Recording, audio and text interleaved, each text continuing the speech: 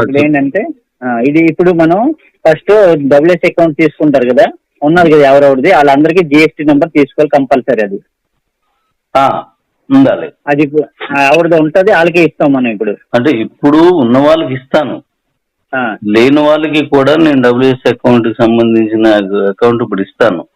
కానీ వాళ్ళు ఓ 1.5 month లో వాళ్ళు కానీ ఇప్పుడున్న వాళ్ళు కొత్త వాళ్ళు ఎవరైనా ఇవాళ కొత్తగా వచ్చిన 45 రోజుల్లోనూ ఆల్రెడీ ఉన్న 45 రోజుల్లోనూ ఆ జిఎస్టీ లేకపోతే అది పని చేయకుండా ఆగిపోద్ది. ఓకే.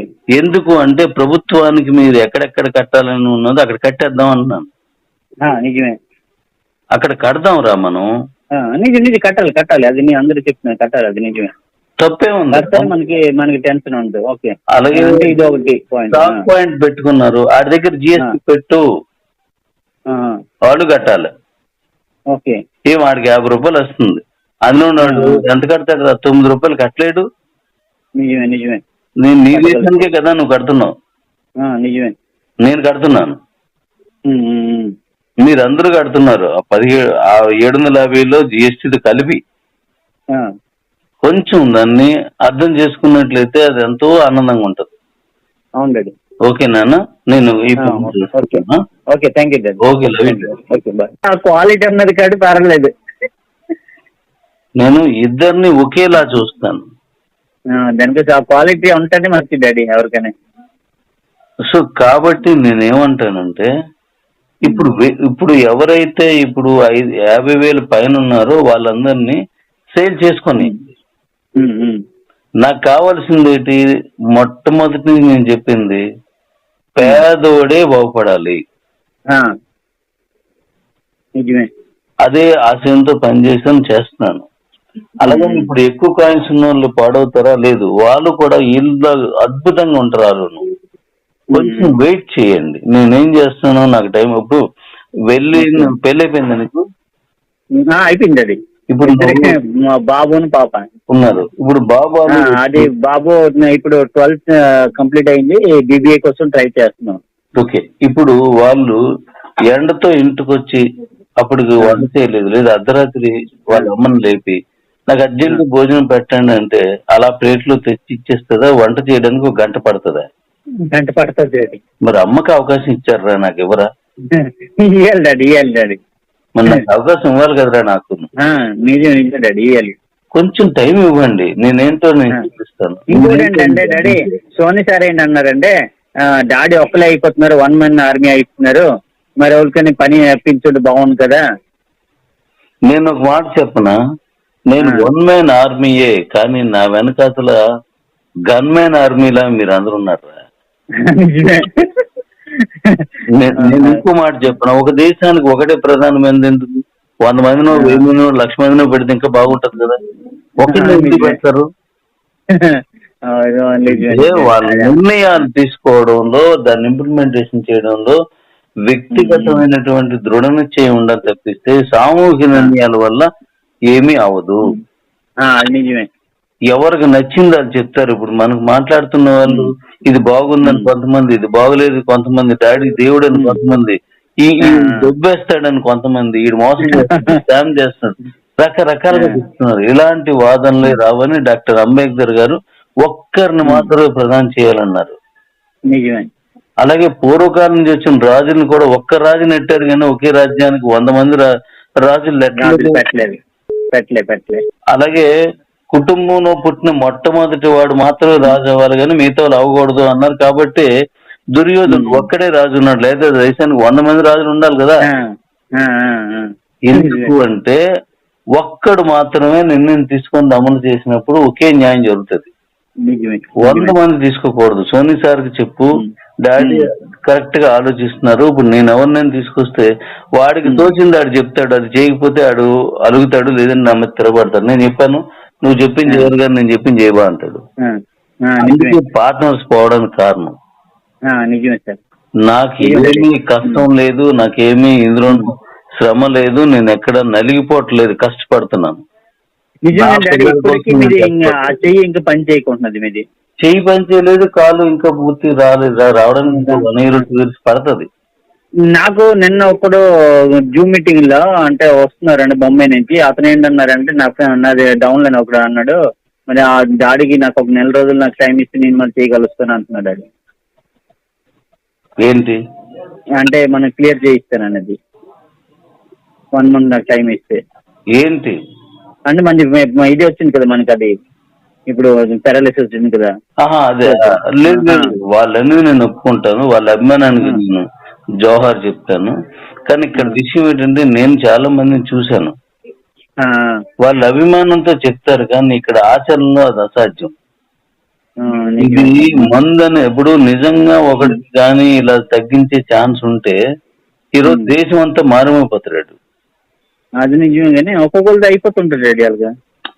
ఇక్కడ నేను చూసింది నా అనుభవం ఏంటంటే పారాలిసిస్ స్ట్రోక్ అనేది కేవలం మానసిక స్థైర్యానికి సంబంధించి మాత్రం అది క్యూర్ అవుతుంది.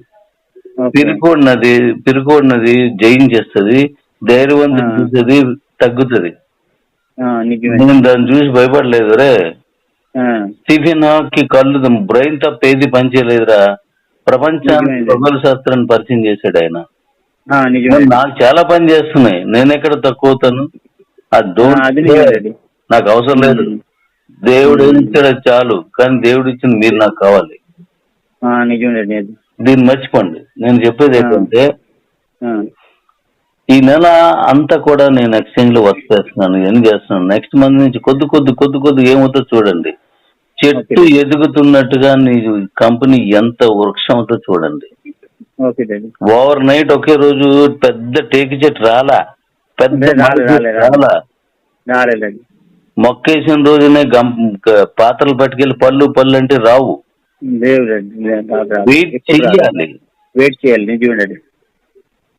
వెయిట్ చేయండి. మీ అందరినీ కూడా ఇప్పుడు నన్ను ఎవరైతే విమర్శించేటువంటి నా కొడుకులు ఉన్నారో ఎవరు, ఆ యూట్యూబర్స్ కూడా అదే నోళ్ళతో అదే ఛానల్లో డాడీ ఇస్ ద గ్రేట్ అనిపించిపోతుంది అన్నాడు.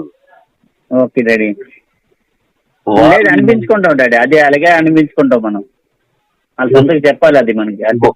వాళ్ళని అక్కడ తప్పు పట్టకండి. అందుకే నేను ఎవరిని ఏ ఛానల్ వారిని ఒక్క మాట అనొద్దని చెప్తాను. విమర్శన ఉండాలి. ప్రతిపక్షం లేని పాలకపక్షం సరిగా చేయలేదు. నిజమే. ప్రతిపక్షం ఉండాలి. వాళ్ళు ప్రతిపక్షం ఏం మాట్లాడింది వాళ్ళని చెప్పేసి పిలిపించుకొని మరీ చెప్పించుకుంటాడట. నిజమే. ఎన్టీఆర్ లాంటి వాళ్ళు, లేదంటే అలా చాలా మంది ఉన్నారనమాట.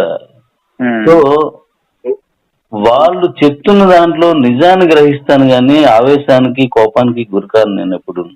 ఓకే డాడీ, ఇంకోటి అడగాలి నాకు ఏంటంటే మన డాడీ. సరే, బరబాటీలు తెలుసా?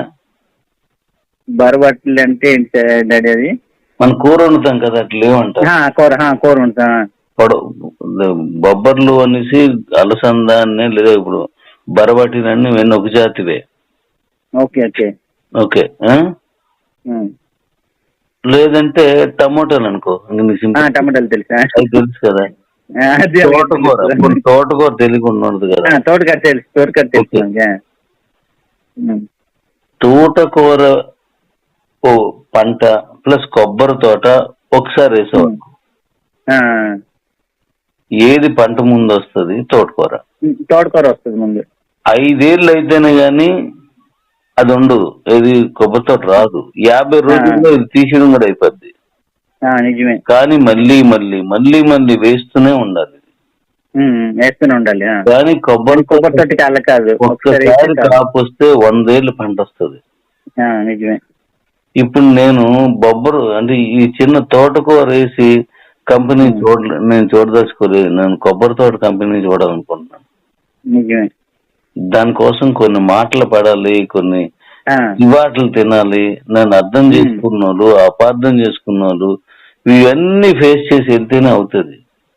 నిజమే రెడ్డి. అది చరిత్రలో గొప్ప అందరూ కూడా నా తిట్లే కాశారు. నిజమే.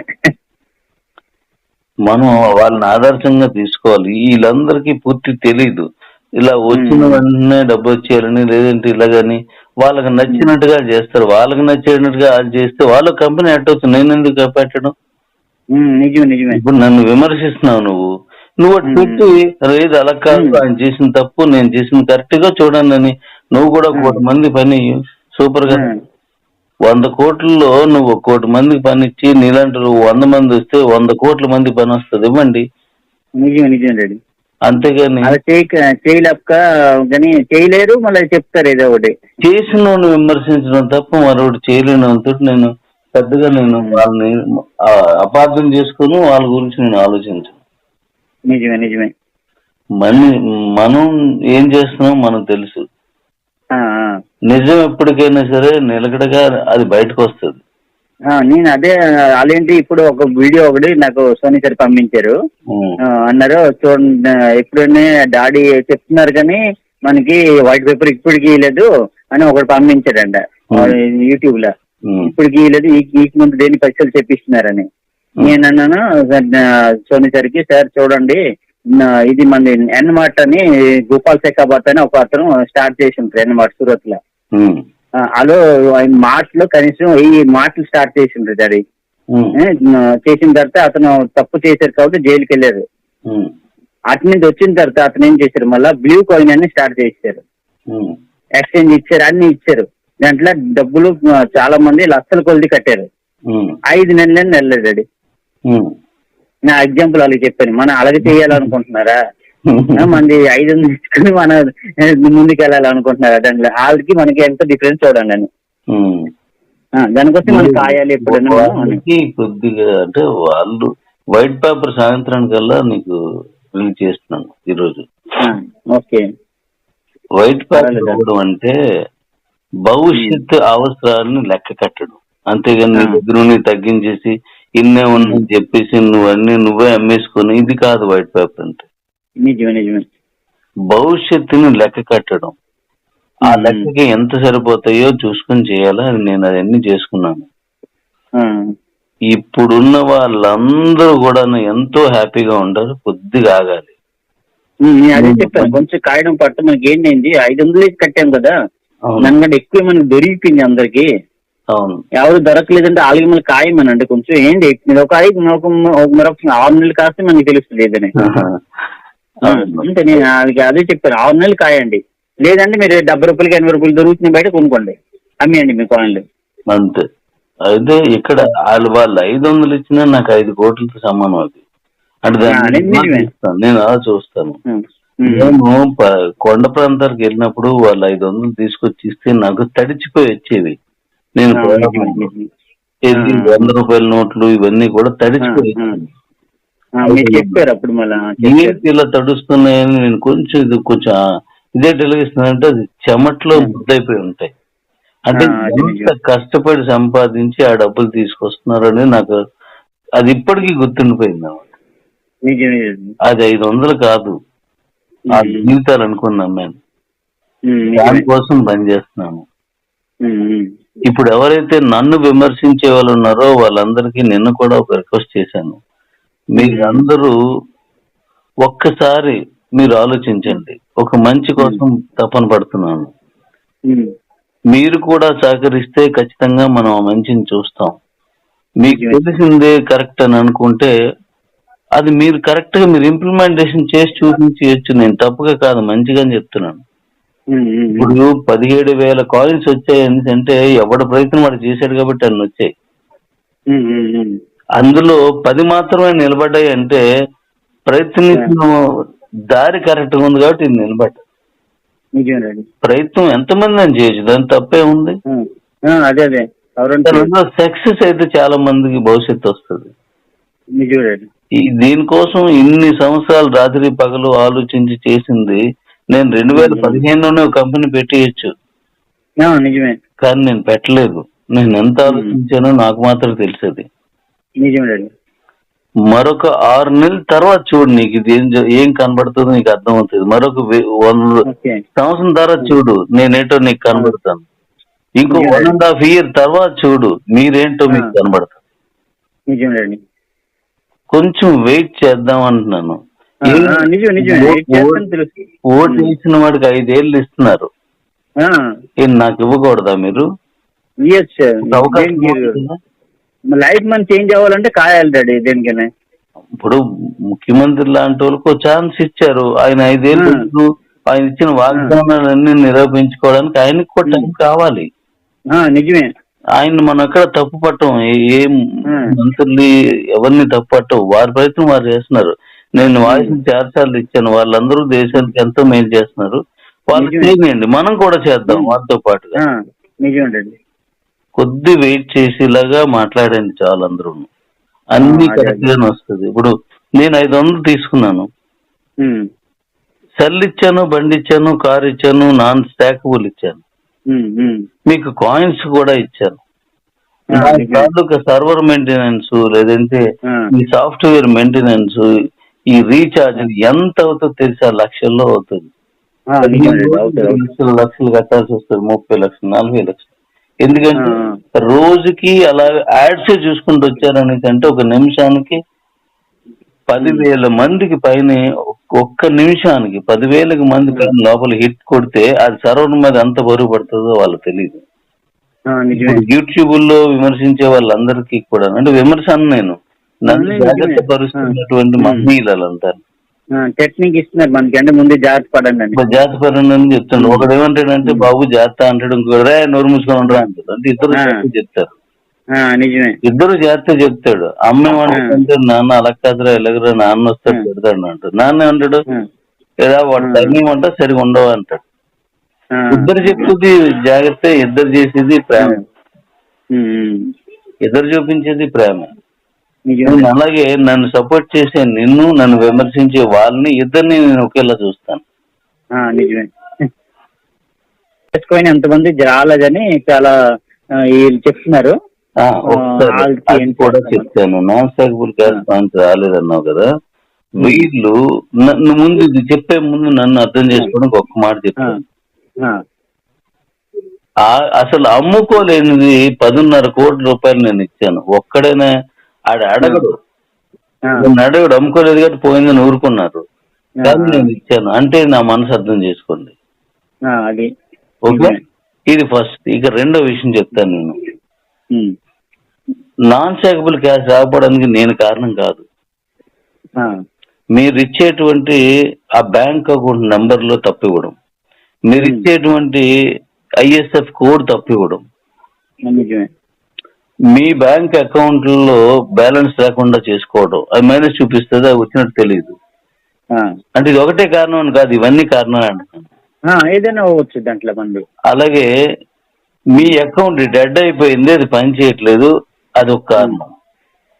నీ అకౌంట్ పనిచేస్తుంది, నిన్ననే డ్రా చేసావు, అలాగే కానీ ఇవాళ చేయట్లేదు అనేసి అంటే ఆ బ్యాంక్ వాడు సర్వరు సాఫ్ట్వేర్ ఆ క్షణంలో ఆగిపోయి ఉండడం.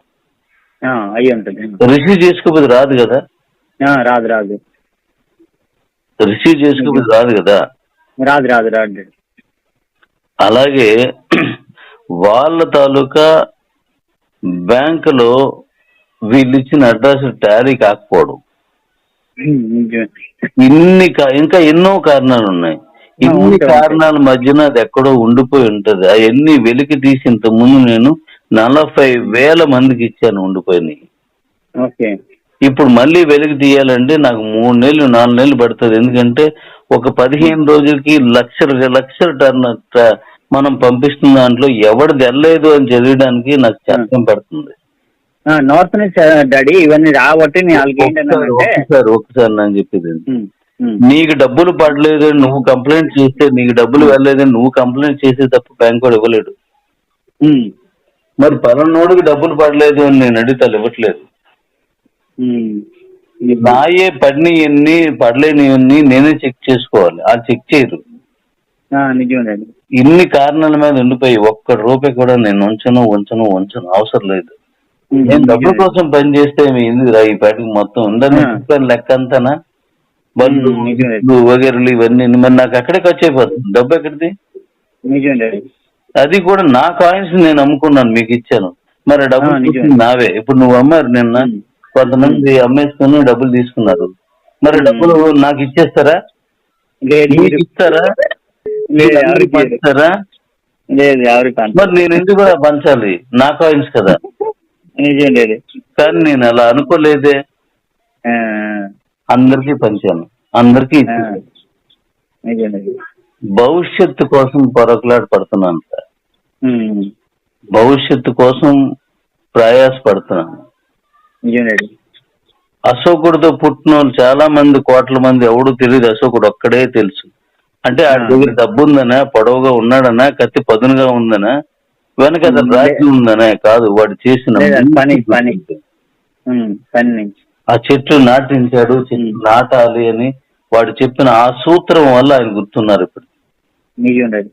నేను కోరేది కూడా ఆ గుర్తింపు, కానీ ఈ డబ్బులు గుర్తింపు నాకు ఏం అవసరం లేదు. నన్ను అదే దగ్గరగా చెప్తాను. చూసిన వాళ్ళు అడుగు, చేతికి కనీసం రాగి ఉంగరం, ఇత్తడి ఉంగరం కూడా ఉండదు నాకు. నా బట్టలు రోడ్డు మీద చూశాను డాడీ, విశాఖపట్నం చూశాను.